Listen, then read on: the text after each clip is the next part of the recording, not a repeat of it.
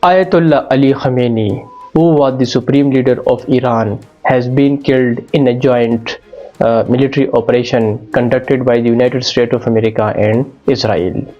Supreme जो leader होता है ईरान में तो वो it is considered to be the highest authority who has political power, military power, including foreign policy and influence over the regional states like Yemen, Iraq, Lebanon and Syria.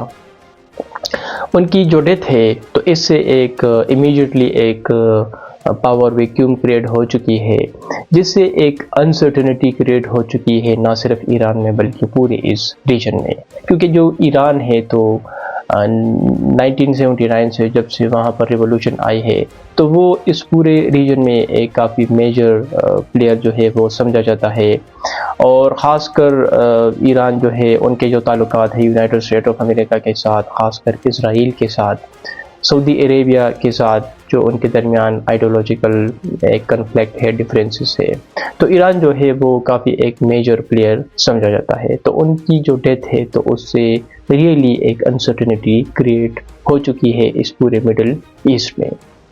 हमारे सामने तीन main सवाल है। पहला सवाल ये है कि how did it happen, how was he killed in a joint military operation. दूसरा सवाल ये है कि how will Iran act in regional conflict. और तीसरा सवाल ये है कि what will be the impact for global politics and security. 28 फरवरी को यूनाइटेड स्टेट ऑफ अमेरिका और इज़राइल एक जॉइंट मिलिट्री ऑपरेशन कंडक्ट करते हैं और इस मिलिट्री ऑपरेशन में वो ईरान की जो टॉप लीडरशिप है और उनके जो स्ट्रेटेजिक मिलिट्री साइट्स है तो उनको वो टारगेट करते हैं। ये जो ऑपरेशन था तो इसमें कहा जाता है कि CIA जो कि अमेरिका की इंटेलिजेंस एजेंसी है तो उन्होंने सारे लीडरशिप को आइडेंटिफाई कर लिया था, सारे साइट्स को उन्होंने टारगेट कर लिया था। उनके पास पूरी इन्फॉर्मेशन थी कि लीडरशिप कहाँ पर मौजूद है, कौन कौन से ऑफिसेज में है और कौन कौन से कंपाउंड्स में है। उसके बाद ये मिलिट्री ऑपरेशन जो कि इज़राइल और USA फोर्सेस की एक कोऑर्डिनेटेड एक ऑपरेशन थी तो उसको वो कंडक्ट करते हैं।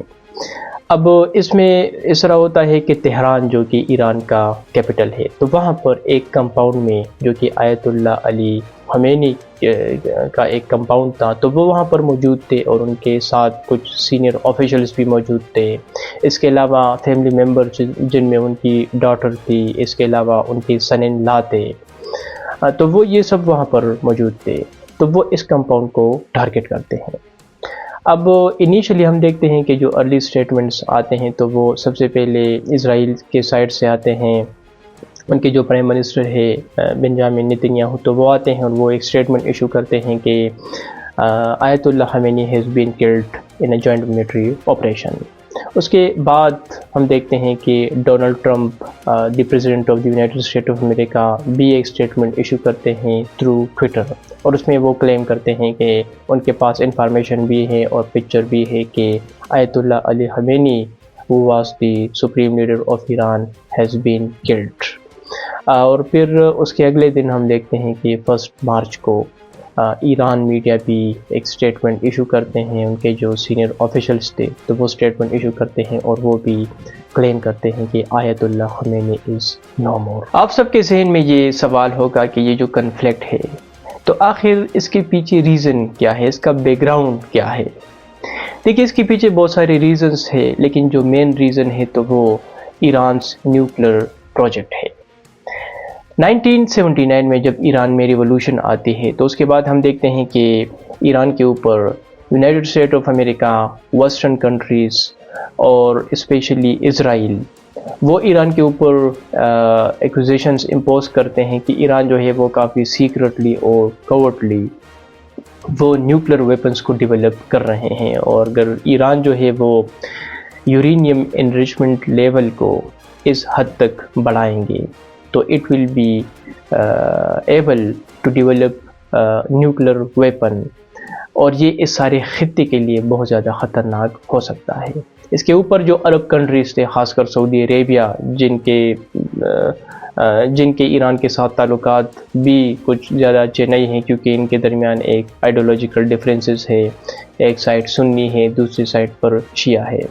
تو ان کے لیے بھی یہ ایکسیپٹیبل نہیں تھا، اسرائیل کے لیے بھی ایکسیپٹیبل نہیں تھا، اور یو ایس کے خلاف ایران کی جو پالیسی رہی ہے، فورن پالیسی، ایک ایگریسو فورن پالیسی سنس 1979، تو ان کے لیے بھی یہ ایکسیپٹیبل نہیں تھا۔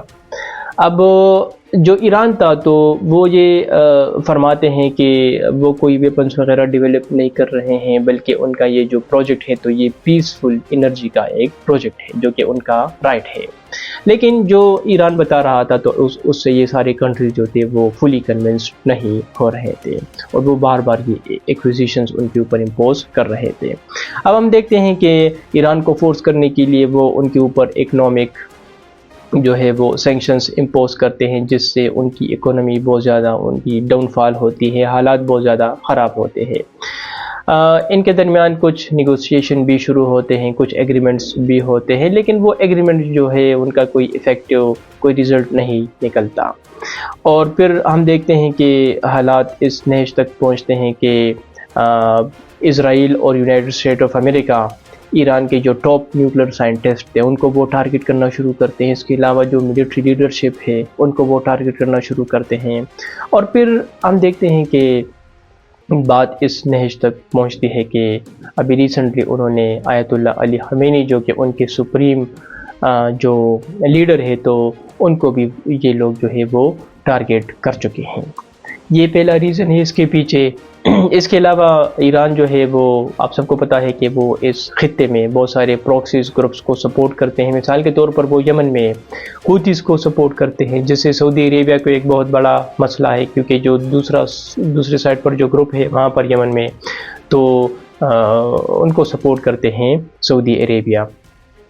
اچھا، اس کے علاوہ عراق میں جو ملیشیا ہے سیکیورٹی تو ان کو بھی وہ سپورٹ کرتے ہیں۔ لبنان میں جو حوتیز ہے جو حزب اللہ گروپ ہے تو ان کو بھی وہ سپورٹ کرتے ہیں۔ اسی طرح فلسطین کی بات کی جائے تو فلسطین میں جو ایکٹیو گروپ ہے اگینسٹ اسرائیل تو وہ ہے غازہ میں، اس کا نام ہے حماس، تو ان کو بھی یہ ایران سپورٹ کرتے ہیں۔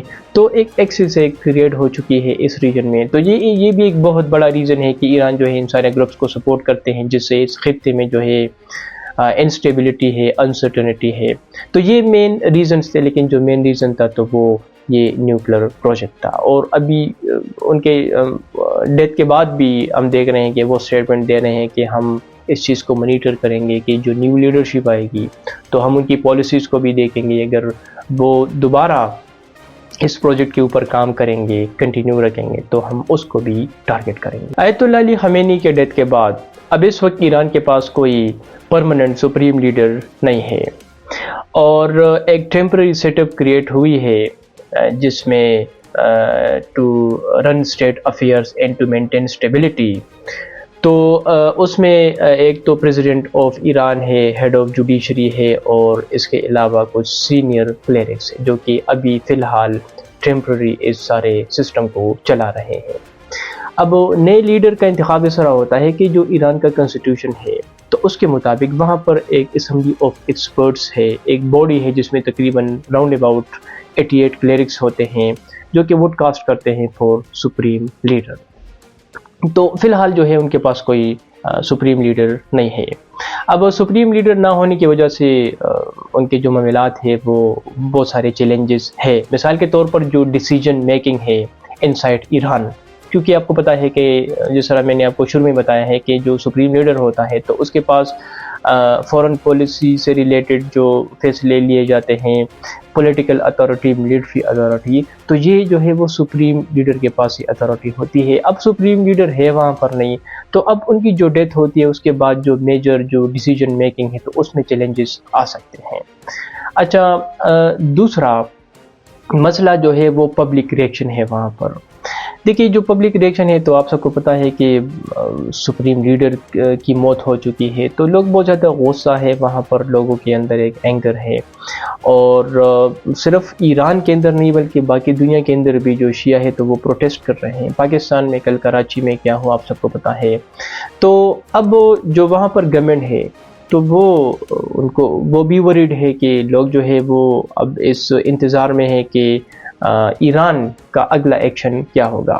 تو سو فار ہم دیکھ رہے ہیں کہ کوئی میجر ایکشن تو ایران نے نہیں لیا ہے، لیکن وہ میزائل سے وہ ٹارگٹ کر رہے ہیں، اسرائیل جو ہے اس کو ٹارگٹ کر رہے ہیں، بہت سارے ان کے شہروں پر وہ میزائل جو ہے وہ پھینک رہے ہیں. اس کے علاوہ مڈل ایسٹ میں جو باقی کنٹریز ہے، خاص کر عرب کنٹریز، تو وہاں پر بھی حالات بہت زیادہ خراب ہے. مثال کے طور پر سعودی عربیہ میں صبح میں نے دیکھا کہ ان کی جو ایرامکو ہے، جو آئل ریفائنری ہے، تو اس کو وہ ٹارگٹ کر چکے ہیں. اس کے علاوہ قطر میں، بحرین میں، کویت میں، دبئی میں بہت سارے ایریاز کو وہ ٹارگٹ کر چکے ہیں، کیونکہ اس ریجن میں آپ سب کو پتہ ہے کہ یونائٹڈ اسٹیٹ آف امریکہ کے بہت سارے بیسز ہیں، خاص کر قطر میں، تو وہ ان سارے بیسز کو ٹارگٹ کر رہے ہیں. تو اس سے جو ابو دھابی میں یا باقی کنٹریز میں آپ سب کو پتہ ہے کہ سویلین ایریاز بھی ٹارگٹ ہو رہے ہیں، تو ایک انسٹیبلٹی کریٹ ہو چکی ہے ان کی موت کے ساتھ. تو یہ ایک بہت بڑا چیلنج ہے. گلوبل ایفیکٹس کیا ہو سکتے ہیں؟ اس میں جو سب سے پہلا جو میجر پوائنٹ ہے وہ ہے آئل اینڈ گلوبل مارکیٹس. دیکھیے جو ایران ہے تو it is a major oil producer country, اور ایران جو ہے جو اہم بات ہے وہ یہ ہے کہ اس کا کنٹرول اسٹریٹ آف ہرمز کے اوپر ہے. اسٹریٹ آف ہرمز وہ روٹ ہے کہ ایران سے جو آئل سپلائی ہوتی ہے پوری دنیا میں، یا باقی پرشین گلف سے جو آئل سپلائی ہوتی ہے، تو وہ اس اسٹریٹ آف ہرمز روٹ کے تھرو ہوتی ہے.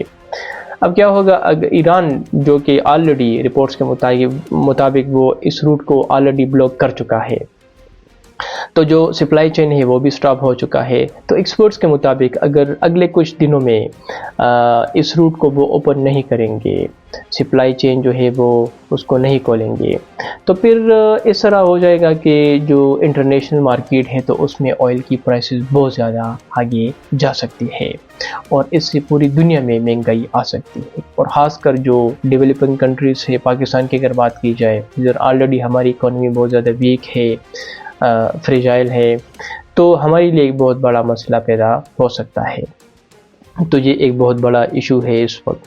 سیکنڈلی جو ویسٹرن کنٹریز ہے، یا یونائٹڈ اسٹیٹ آف امریکہ ہے، سعودی عربیہ ہے، اسرائیل ہے، آلسو رشیا اینڈ چائنا، تو وہ اس انتظار میں ہے کہ جو نیو لیڈرشپ آئے گی، نیو سپریم لیڈر کو جب وہ منتخب کریں گے، تو نیوکلیر پروجیکٹ کے اوپر یا ان کی باقی جو پالیسیز ہے اس کے اوپر ان کے متعلق ان کی کیا پالیسی ہوگی. کیونکہ ٹرمپ آلریڈی کہہ چکا ہے کہ ہم انتظار کریں گے، دیکھیں گے، اگر وہ اپنے اس پروجیکٹ کو کنٹینیو رکھیں گے تو پھر ہم دوبارہ اس کے خلاف ایکشن لیں گے.